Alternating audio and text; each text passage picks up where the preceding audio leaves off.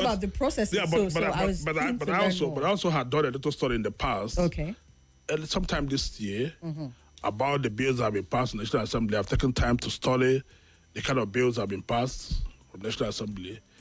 Bills coming either from a private member or from the executive.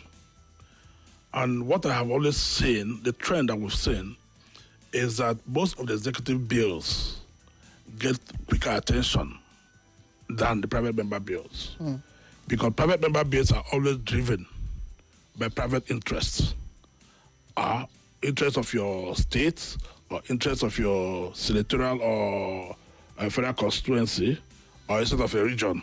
So it takes a lot longer time to align because you don't just pass it and say, okay, fine, it's for XYZ constituency. Because whatever you pass in as a law also has a multiplier effect on other constituencies, either within the state or within the zone or within the country generally. So it takes a lot more time to scrutinize. But the executive bills that come in often have a quicker response. And I think that is why a lot of people are not too comfortable with the National Assembly. Because you see that those executive member bills demand a whole lot of thoroughness, a whole lot of debate, a lot of insight, so that you can dissect all aspects of it. But sometimes it's like that debate is missing. The debate for which we knew the National Assembly in the past. It's like at this moment, especially in the Senate. In the House, you see elements of debates in the House. Yeah. But in the Senate, it's like, well, whatever the president wants, the president gets. So if it's an executive bill from the presidency, there's no need to debate it, just pass it the way it is. It is not a crime of the present Senate. It's a crime that developed from the 9th Senate and inherited by the 10th Senate. And we've gone on that way. In the 9th Senate, we heard the Senate President, Ahmed Lawan, make a public pronouncement that whatever bill the president sends to him must pass.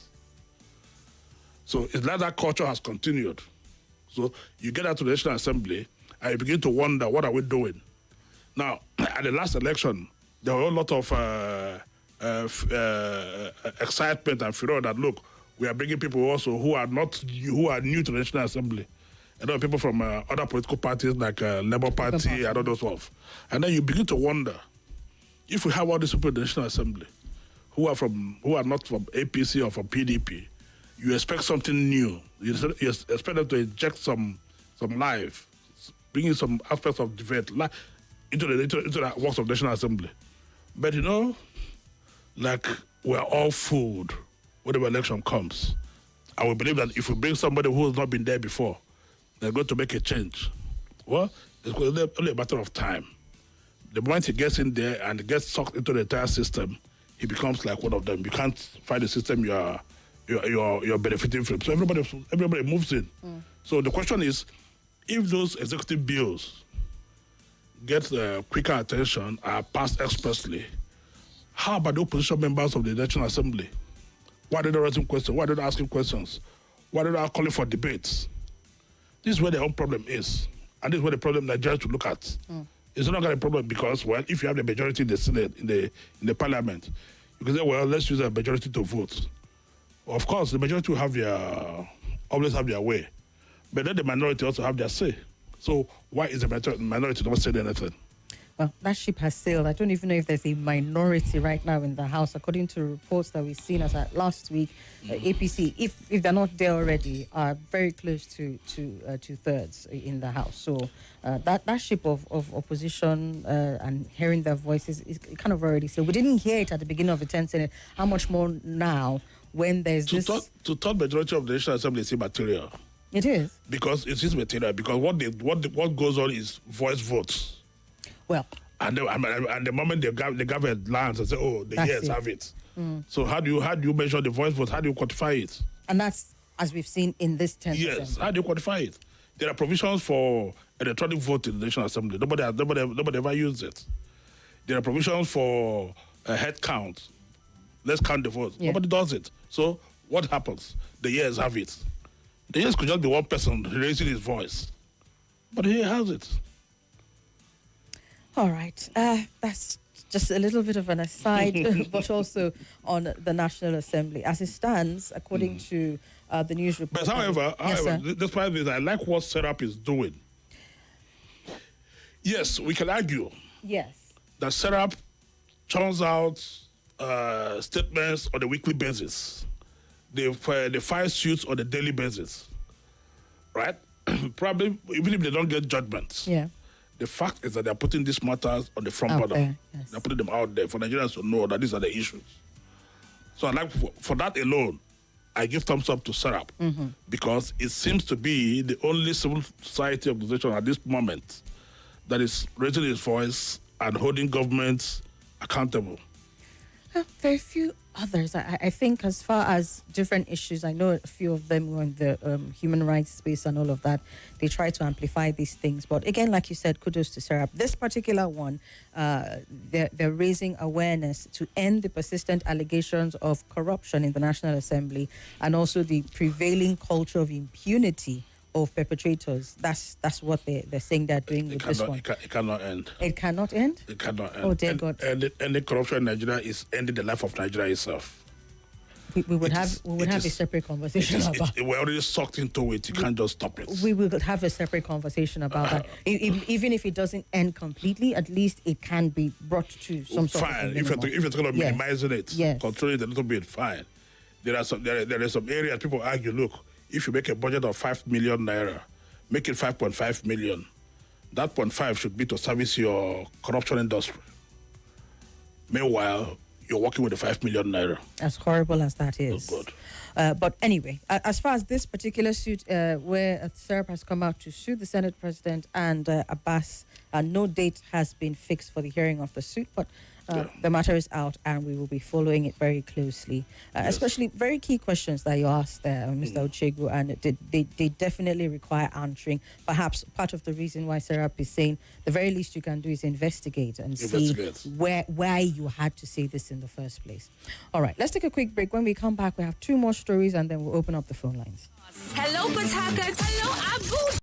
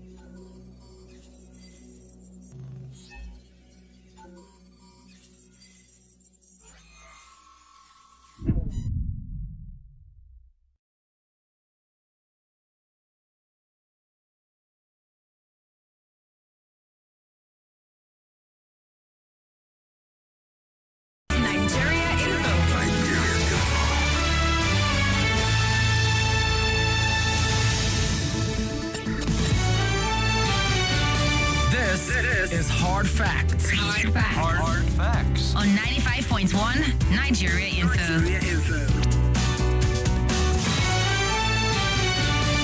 All right, let's get back into the conversation with our guest, Mr. Achileus-Chud Uchegbu, a journalist who's here helping us break down some of our big stories this afternoon. Well, we've talked about the bribe for bills saga going on, a lot to unveil there and unpack, and we'll see how that story shapes up. Now, let's look at this big one from the weekend.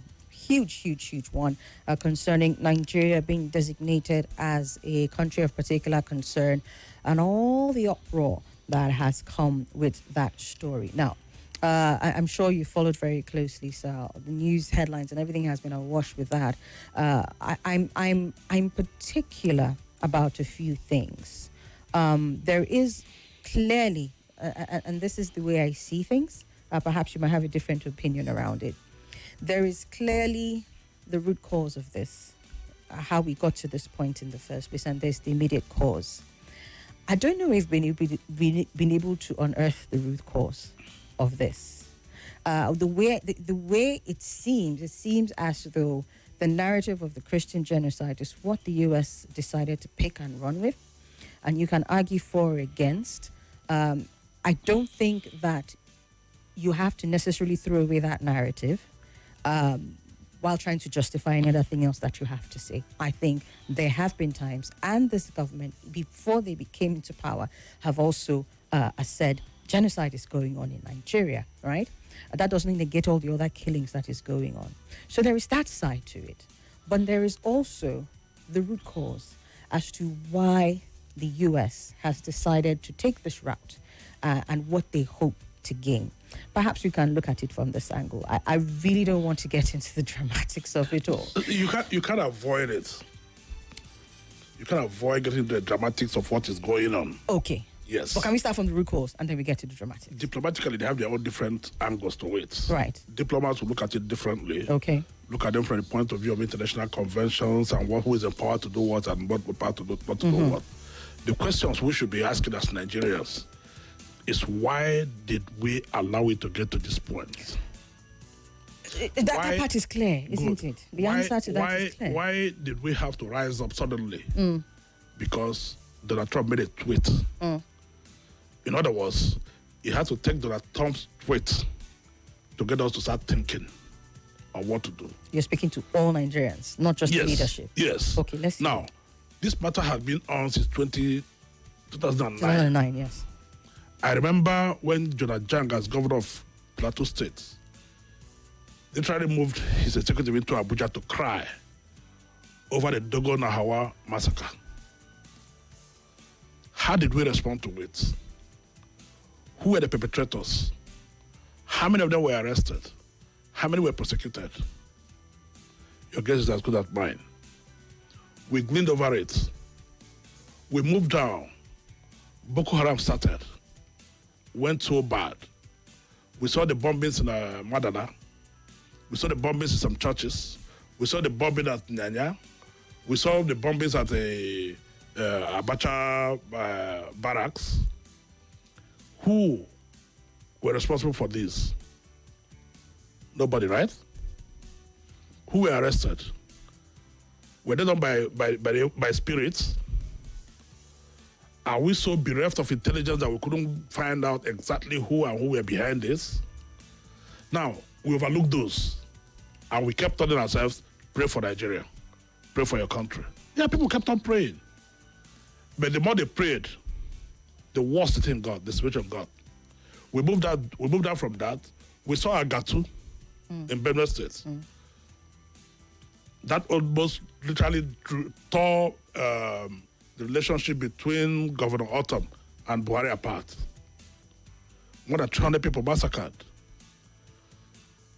And we came up with the narrative that, it's a farmer herders clash. For heaven's sake, when farmers and herders clash, they clash in the farms, not at home at night. We gleaned over those. Who are the perpetrators? Did anybody run them in? Was any of them arrested? Was any prosecuted? Again, we moved on. Now we came down to Yelwata. The same scenario, the same modus operandi, the same style. Again, we're asked to move on. Ignore them.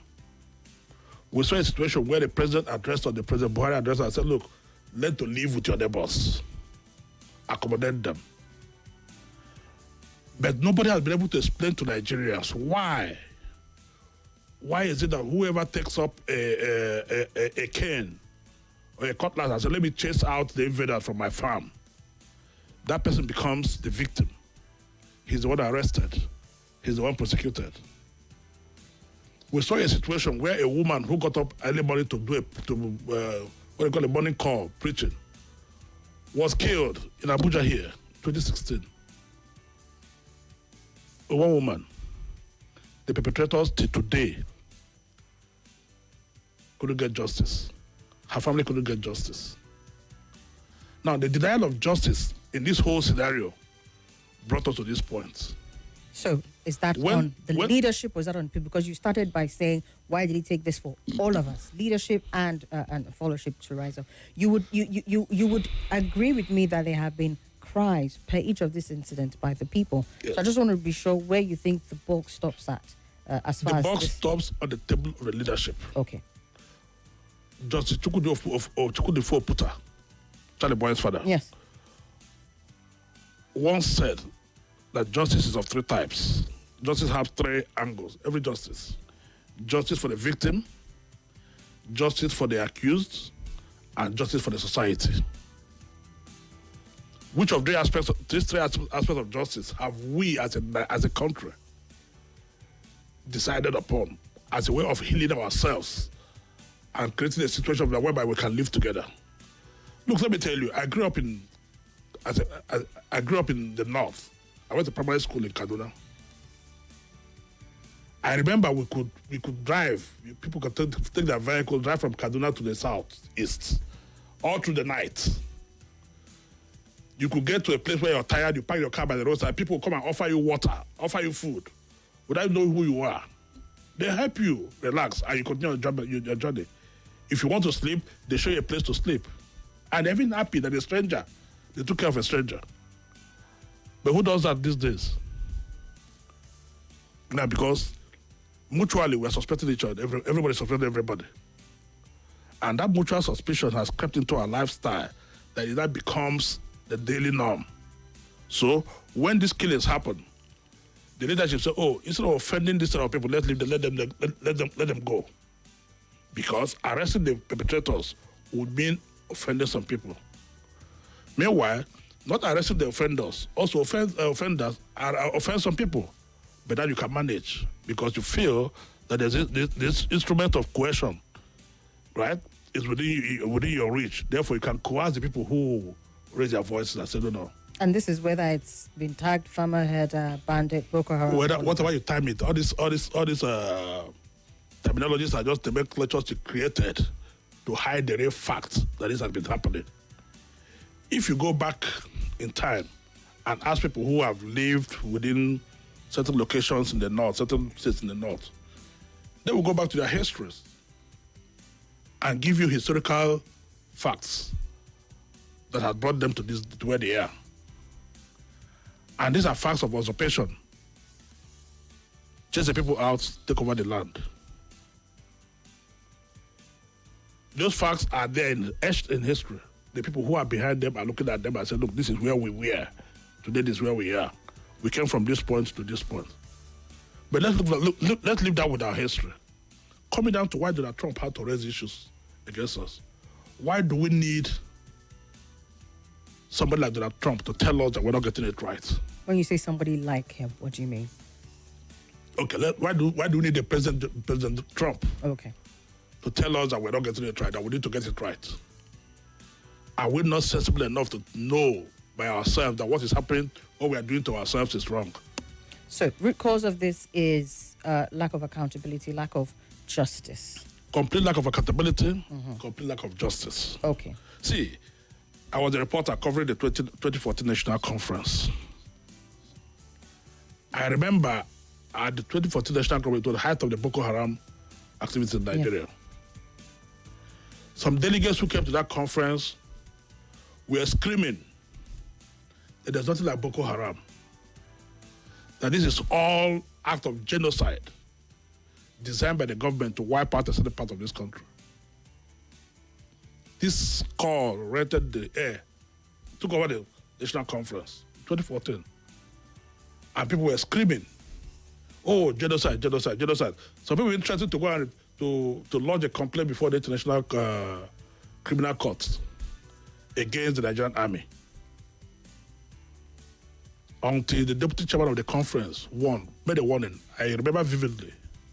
He called the attention of the delegates and said, look, let me tell you guys. You guys don't understand how the international community works. I do. If you guys keep on screaming genocide, genocide, genocide, genocide, and you attract the attention of the international community, the moment they step into Nigeria to investigate genocide, Nigeria will never get out of it. That was the deputy chairman of the conference at that point, warning Nigerians. Well, it's like the table turned. Now it's act of genocide against Christians. For me, it is immaterial whether it's Christian or Muslims. The fact is, why must the bloodshed continue? Very valid question indeed. And of course, to some extent, I believe you've answered that when addressing what the root cause is. Now, let's look at the response by the Nigerian government. I've seen a lot of responses here and there. Some of our politicians, the members of the executive or representative of the executives and all of that. What is the ideal response for Nigeria at this time by the leaders? Because you are even seeing a case of